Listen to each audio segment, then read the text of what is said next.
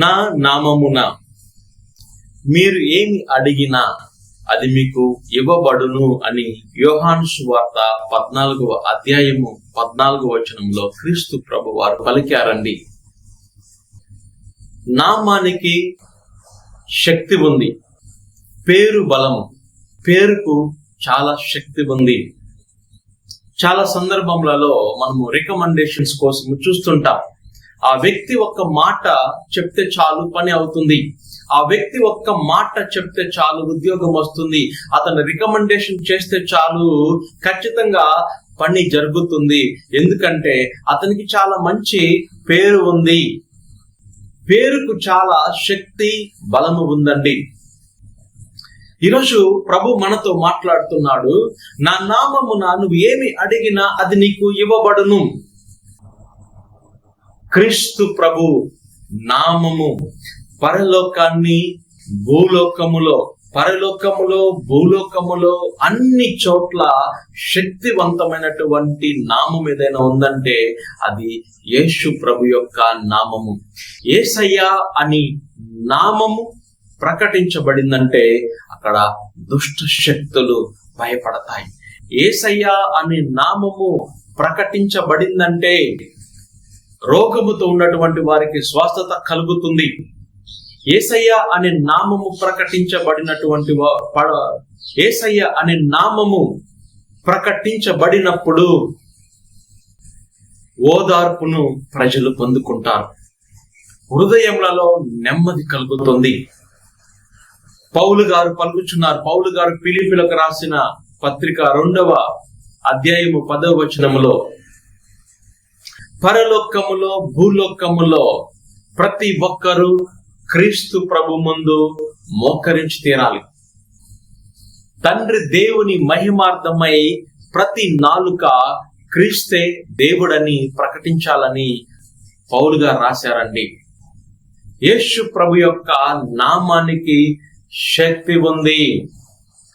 యేసయ్య నీ నామములో శక్తి ఉన్నది, అది నాకు అండగా నిలచియున్నది.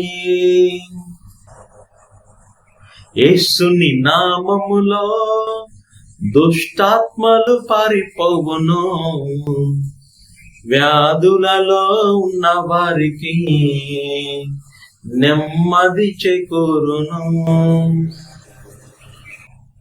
యేసు ప్రభు యొక్క నామములో శక్తి.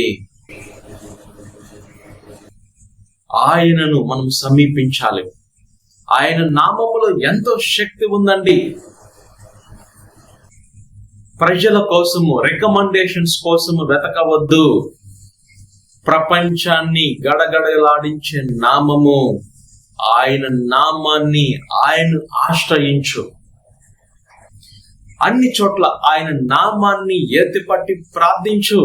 యేసయ్యా నీ నామములో ఇది జరుగునుగాక, నీ నామములో ఈ కార్యము జరుగునుగాక అని ఆయన నామాన్ని ఎత్తిపట్టి నువ్వు ప్రార్థించినప్పుడు ఖచ్చితంగా నీ జీవితములో నువ్వు కార్యాలు చూస్తావండి. దేవుని యొక్క మహిమను నువ్వు చూస్తావు. ఆయన నామాన్ని ఆశ్రయించాలి అని దేవుడు ఆశపడుతున్నాడండి. ఒక చోట నిధి ఉంది అని మనకు తెలిసినప్పుడే, ఒక చోట బంగారము ఉంది అని మనకు తెలిసినప్పుడే మనము దాన్ని అనుసరిస్తాము, దానికోసం తప్పిస్తాము, వెతుకుతాము. అది తెలియనంత వరకు, బంగారము ఉంది అని మనకు తెలియనంత వరకు మనం దాన్ని వెతకము, దాన్ని అన్వేషించము. తెలిసినప్పటి నుండి దాన్ని వెతుకుతాం. అదే విధంగా యేసయ్య నామములో శక్తి ఉంది అనే సత్యాన్ని నువ్వు తెలుసుకోవాలి. ఆ శక్తిని నువ్వు, ఆయన నామాన్ని ప్రతి క్షణము నువ్వు అనుసరించాలి. ఆయన నామాన్ని ఎత్తిపట్టి నువ్వు ప్రార్థించాలి. ఏ విధముగా ఒక నిధిని మనము కనుగొంటామో అదే విధంగా ఆయన నామములో ఉన్న శక్తిని మనము ప్రతి సందర్భమందు కనుగొనాలి. ఆయన నామాన్ని ఎత్తిపట్టి ప్రార్థించాలి. ఆయన నామములో ఆయన నామాన్ని ఎత్తిపట్టి మనము ప్రార్థించినప్పుడు అద్భుత కార్యాలు జరుగుతాయి. దుష్టాత్మల చేత పీడించబడుతున్నటువంటి వారికి విడుదల కలుగుతుంది. వ్యాధులలో బాధపడుతున్నటువంటి వారికి స్వస్థత కలుగుతుంది. కృంగిపోయినటువంటి వారికి నెమ్మది కలుగుతుంది.